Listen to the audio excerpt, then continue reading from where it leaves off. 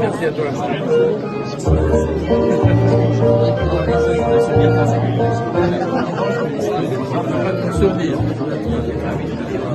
Une petite commune comme Chanteloup, être associée à EPAMARM pour son aménagement, c'est avoir accès à des ressources en ingénierie et en conseil qui lui auraient été impossible de réunir par elle-même. C'est une grande satisfaction de pouvoir participer à des réflexions et des échanges d'un très haut niveau. D'être chaque jour au contact d'énormément d'expertise et d'intelligence. Mais attention, l'intelligence est parfois traîtresse. Imaginer des programmes innovants ne doit pas nous détourner de la finalité de notre développement urbain, qui est de donner des logements de qualité adaptés aux habitants qui s'installent chez nous.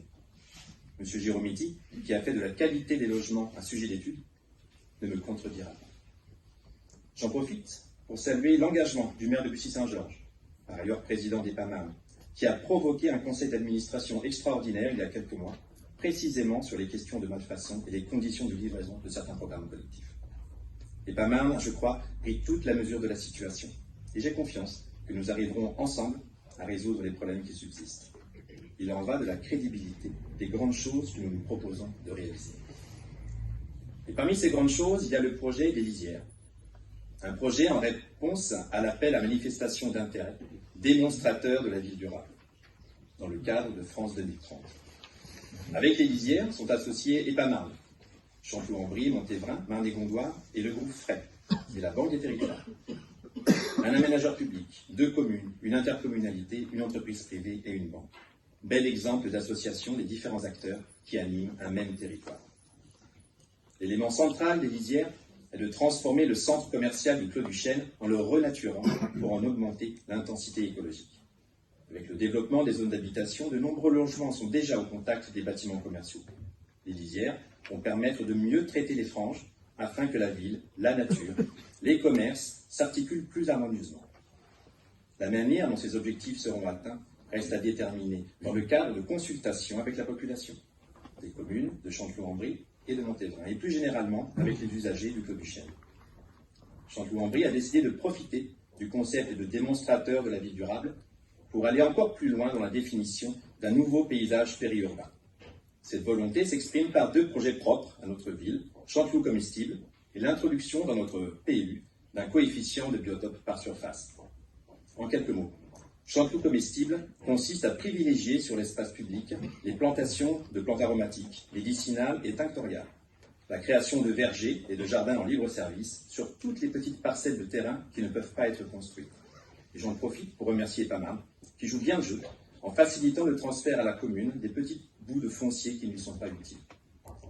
Le coefficient de biotope par surface, lui, concerne les propriétés privées, là où finalement se trouve l'essentiel de la réserve de biodiversité sur une commune comme la nôtre.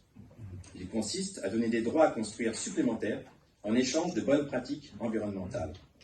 Il permet de conjuguer le besoin de construire avec l'exigence de conserver le caractère naturel de notre territoire. Les lisières, Chanteloup comestible et le coefficient de biotope par surface vont être, jusqu'à la fin de ce mandat, les fondamentaux sur lesquels s'appuiera les politiques municipales en matière d'environnement et de cadre de vie. Chanteloup-en-Brie et ses habitants sont fiers d'avoir cette occasion de montrer l'exemple par des actions très concrètes. Des actions qui conjuguent notre volonté de défendre les belles idées avec notre culture du résultat. Ville de l'Agglo. Nous avons ouvert nos services périscolaires aux communes qui n'en ont pas. Très bientôt, c'est notre service technique qui salera les rues de Conches. Et nous travaillons déjà à des conventions de mise à disposition de personnel technique avec nos voisins qui en manquent.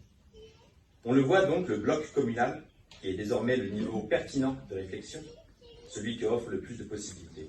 Mais le bloc communal est une réalité mouvante, car la situation des communes qui la composent n'est pas figée.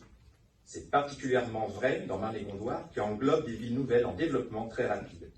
Situation que la loi, dans ses dispositions générales, ne prend pas suffisamment en compte. Or, pour une commune, se développer à l'intérieur d'une agglomération est une source de fragilité budgétaire qui peut lui être fatale. C'est le cas de Chanteloup-en-Brie. Pour ce qui nous concerne, la loi est faite. Mais comme le dit avec raison saint Paul, la loi n'est pas faite pour les justes. La loi n'est pas faite pour les justes. Qu'est-ce que ça signifie? Ça signifie que quand on intériorise l'idée de justice, eh bien on peut mettre la loi de côté et trouver des dispositifs adaptés à la réalité. On ne peut pas imaginer que dans notre belle communauté, il y a des gagnants et des perdants. Et nous avons la chance que Marne-et-Gondoire soit une agglomération au service des communes membres. Et je salue la capacité d'écoute de Jean-Paul Michel, y compris sur ce sujet délicat du déséquilibre financier à l'intérieur de la ville. Chanteloup relève d'une anomalie que personne ne peut nier, mais je suis confiant que nous continuerons à trouver des formules au-delà du cadre ordinaire de la loi, afin que Chanteloup puisse continuer à exister et à se développer. Michel Gérès ne m'en voudra pas si je reprends mon compte.